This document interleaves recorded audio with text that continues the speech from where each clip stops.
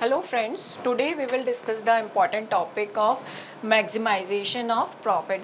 It is important in microeconomics और economics concept basically. आपने कई कॉम्पिटिटिव एग्जाम में प्रॉफिट से रिलेटेड काफ़ी क्वेश्चन देखे होंगे, तो आज मैं आपको कुछ कॉन्सेप्चुअल बेस पर ये क्लियर करना चाहूँगी कि प्रॉफिट होता क्या है और प्रॉफिट को मैक्सिमाइज कैसे किया जाता है। तो ये कंप्लीट अपना जो पीपीटी है वो उसी पर बेस्ड है।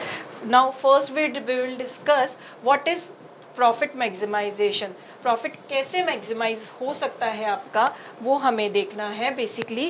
व्हाट इज प्रॉफिट मैक्सिमाइजेशन में अगर हम देखें तो basically the primary goal of a firm to achieve the most profit possible for its production and sales है।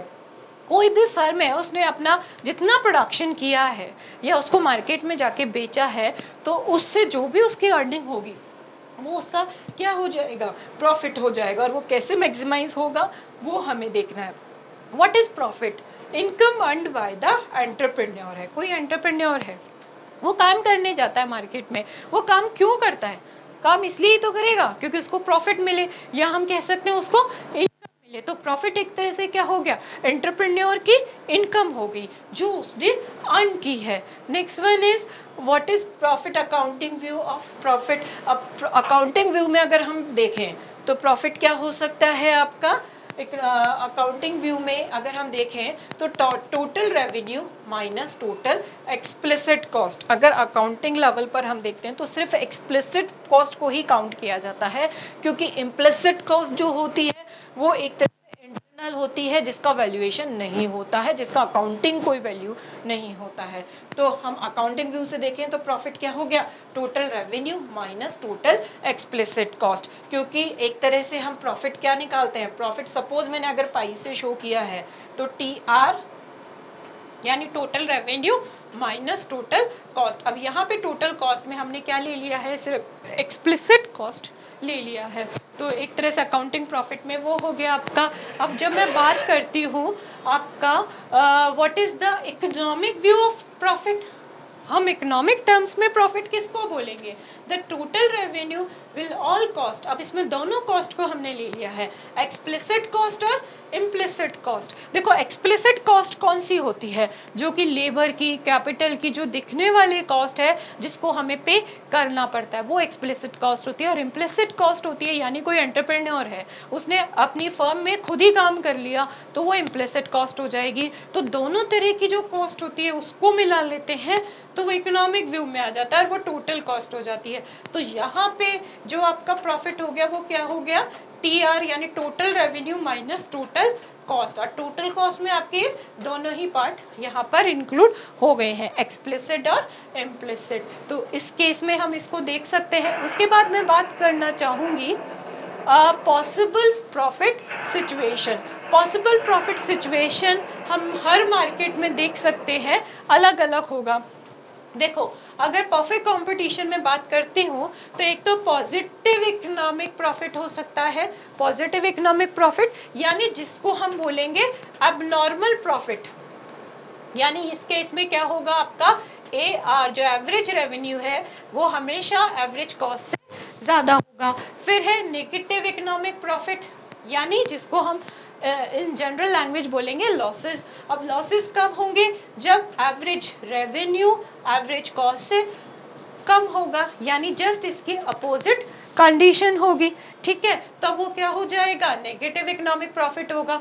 और जीरो इकोनॉमिक प्रॉफिट यानी जहाँ पर एवरेज रेवेन्यू एवरेज कॉस्ट के इक्वल होगा, यानी नॉर्मल रेट ऑफ रिटर्न या नॉर्मल प्रॉफिट भी इसको हम कह सकते हैं। तो शॉर्ट रन में लगभग हर मार्केट में ये तीनों ही सिचुएशन पाई जाती है। अब मेरी मार्केट की जो स्लाइड्स हैं अगर आप उसको देखोगे तो आपको ज़्यादा क्लियर हो जाएगा। यहाँ पे मैं जस्ट आपको एक थोड़ा सा प्रॉफिट में सबका बताना चाहूँगी। अब at what point of production are profit is maximized. अब हर मार्केट में आप देखते हो कि प्रॉफिट कब मैक्सिमाइज होता है। प्रॉफिट कहाँ मैक्सिमाइज होता है, जहाँ M R is equal to M C होता है, या marginal revenue is equal to marginal cost. Marginal revenue का फॉर्मूला क्या हो जाता है, मार्जिनल रेवेन्यू कैसे निकालते हैं, एम आर कैसे निकालते हो आप, एक तरह से ये डेरिवेटिव होता है टोटल रेवेन्यू का, या हम कह सकते हैं D T R upon D Q और इसी तरह से इसको मार्जिनल कॉस्ट को निकालते हो तो आप कैसे निकालते हो, marginal cost is D T C upon D Q. ठीक है, तो एक तरह से हम कह सकते हैं ये स्लोप होता है या उसका इंक्रीमेंटल चेंज होता है। ये तो रेवेन्यू का इंक्रीमेंटल चेंज हो गया, ये कॉस्ट का इंक्रीमेंटल चेंज होगा। जब दोनों का इंक्रीमेंटल चेंज इक्वल होगा तो एक फर्म को प्रॉफिट होगा। ठीक है, ये तो मार्जिनल के केस में है। अगर टोटल के केस में देखते हो तो टी आर जो है वो हमेशा टी सी से ज्यादा होगा, तो एक तरह से हम कह सकते हैं प्रॉफिट होगा। ठीक है, और ये डिस्टेंस जितना ज्यादा होगा तभी क्या होगा, प्रॉफिट ज्यादा होगा। लेकिन मार्जिनल कॉन्सेप्ट जो है वो हर मार्केट में यूज होता है और इसी के बेस पर हम इसको निकालते हैं। अब what does the word mean margin, margin क्या होता है, क्योंकि हर जगह आपके मार्जिन का नाम आता है, मार्जिनल रेवेन्यू बोल लो या मार्जिनल कॉस्ट बोल लो, तो marginal unit is the last unit produced. जो भी लास्ट यूनिट प्रोड्यूस हो रही है उससे पहली वाली जो यूनिट है उसको अगर हम माइनस कर देते हैं तो हमें क्या मिल जाती है, मार्जिनल यूनिट मिल जाती है। नेक्स्ट अगर हम बात करेंगे व्हाट इज मार्जिनल रेवेन्यू, अब दोनों को अलग अलग देखेंगे कि मार्जिनल रेवेन्यू क्या होगा और मार्जिनल कॉस्ट क्या होगा। तो marginal revenue is the change in total revenue generated by the sale of an additional unit of goods and services. अभी मैंने आपको इसका फॉर्मूला भी बताया था कि MR क्या होता है, बेसिकली आपका change in total revenue due to change in output है, यानी इंक्रीमेंटल या additional change in total revenue है, और एक तरह से ये इसका स्लोप भी होता है। अब बात करते हैं अपन मार्जिनल कॉस्ट की। मार्जिनल कॉस्ट क्या होती है, the cost incurred on the last unit produce. इसका फॉर्मूला भी अपन ने देखा था, marginal cost is D T C upon D Q, यानी incremental change in total cost, ये last unit of produced cost, वो आपका क्या हो जाएगा, प्रॉफिट हो जाएगा। अब हम बात करते हैं इसमें आपका why profit maximize at MR is equal to MC। ये हमें क्लियर होना चाहिए कि ये इस पर क्यों मैक्सिमम होता है, क्योंकि क्या होता है जब आपका मार्जिनल रेवेन्यू मार्जिनल कॉस्ट से ज्यादा होगा, मतलब आपको रेवेन्यू ज्यादा मिल रहा है, इंक्रीमेंटल चेंज इन रेवेन्यू ज्यादा मिल रहा है, तो आप क्या चाहोगे कि हम ज्यादा प्रोडक्शन करें, आप रुकोगे ही नहीं। ठीक है, तो और अगर उल्टा हो गया, MR less than marginal cost हो गया, तो ऐसी स्थिति में क्या होगा, आप कम प्रोडक्शन करोगे। तो ऐसी स्थिति में इक्वलिटी कहाँ आ गई, जहां जब मार्जिनल रेवेन्यू आपका मार्जिनल कॉस्ट के इक्वल हो गया, यानी no gain and lost on the last unit है, ये दोनों में इक्वलिटी आ गई। तो यहाँ पर आपका जो प्रॉफिट है वो क्या हो गया, आपका मैक्सिमाइज हो गया। अब what determinant price in free market, देखो क्या होता है, फ्री मार्केट बोले या परफेक्ट कंपटीशन मार्केट हो गया, तो वहां पर कैसे डिटरमाइंड होता है, बेसिकली वो कैसे होगा, मार्केट डिमांड और मार्केट सप्लाई से होगा। जो मार्केट की डिमांड और सप्लाई की कंडीशन है उसके बेसिस पर कह सकते हैं इक्वलिटी डिसाइड होगी।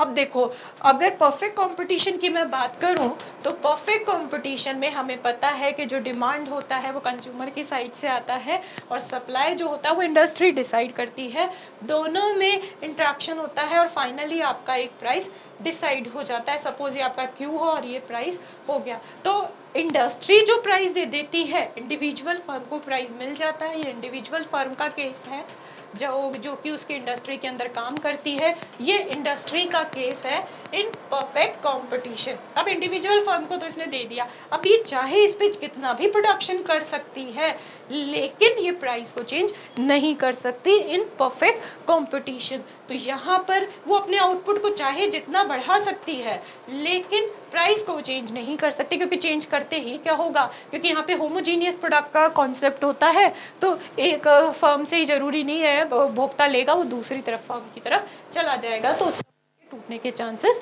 हो जाएंगे। तो इंडिविजुअल फर्म के केस में क्या हो गया, ये आपका इंडिविजुअल फर्म के केस में आपका जो प्राइस है वो MR के इक्वल होगा और डिमांड के इक्वल हो जाएगा, क्योंकि यही आपका क्या होता है, AR भी होता है, एवरेज रेवेन्यू भी होता है।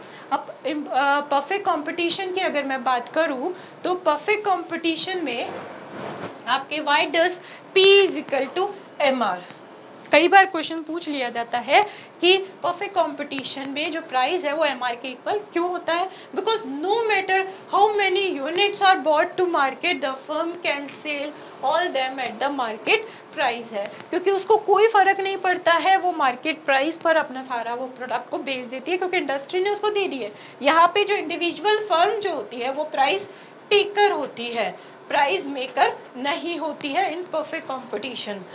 मोनोपोली में प्राइस मेकर होता है कि वो अकेला ही वो काम करने वाला होता है।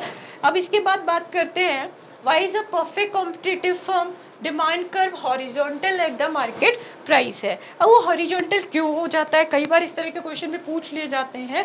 All unit brought to the market can be sold at the market price है, क्योंकि जो इंडस्ट्री ने प्राइस दे दिया है उसी पर ही बिकेगी सारी, क्योंकि होमोजीनियस प्रोडक्ट का कॉन्सेप्ट है। तो कई बार मल्टीपल चॉइस में इस तरह के क्वेश्चन आ जाते हैं, तो हमें क्लियर होना ज़रूरी है। इसके बाद बात करेंगे what is average revenue. Average revenue क्या होता है, total revenue divided by the quantity of the goods and services sold by the, so A R is equal to P, तो प्राइस के इक्वल ही हो गया एवरेज रेवेन्यू आपका। ठीक है, इसके अलावा हम बात करेंगे why does A R is equal to P in all market, क्यों होता है, because unit is sold for the same price at one point in that time. तो यहाँ पर क्या हो जाता है, ए आर जो होगा वो आपका बेसिकली आपको फॉर्मूला पता है, ए आर क्या होता है, टी आर अपॉन क्यू होता है। और टी आर सपोज इसको मैं ऐसे लिख दूँ, A R is equal to T R upon Q, और टी आर क्या होता है basically P into Q upon Q होता है, क्यू से क्यू कैंसिल कर दो तो फाइनली क्या मिल गया आपको, पी मिल गया। तो इसके कारण क्या हो जाता है, ये ए आर पी के इक्वल ऑटोमेटिकली आ जाता है। अब हम बात करते हैं प्रॉफिट की। प्रॉफिट कैसे निकलेगा, देखो इंडिविजुअल फर्म जो होती है उसके लिए अगर मैं बात करूं तो फर्म कहाँ इक्वल में होगी, इक्विलिब्रियम में होगी, जहां M C is equal to M R होगा। अब देखो यहाँ पे एम सी एम आर के इक्वल कहाँ पर है, क्योंकि ये जो है वो आपका A R is equal to M R है अकॉर्डिंग टू परफेक्ट कॉम्पिटिशन।